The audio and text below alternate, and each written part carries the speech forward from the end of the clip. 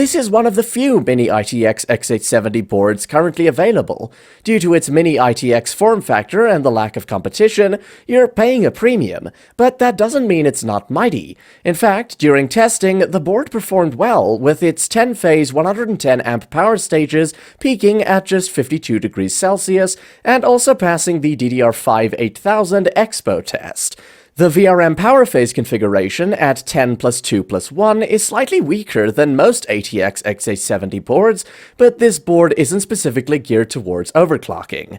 USB support is somewhat limited considering the price. The rear I/O panel features 10 ports, but 3 of them are USB 2.0, while the remaining 7 are USB 3.2 Gen 2 or better, offering decent high-speed connectivity.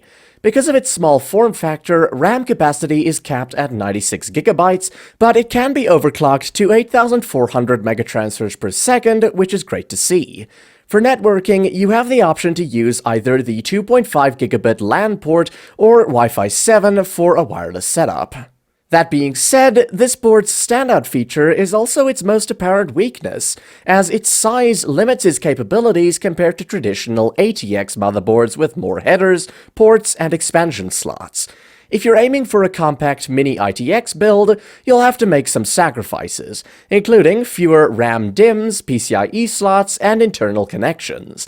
However, ASUS has done a good job of addressing these limitations by including the ROG STRIX Hive 2 and FPS card add-ons.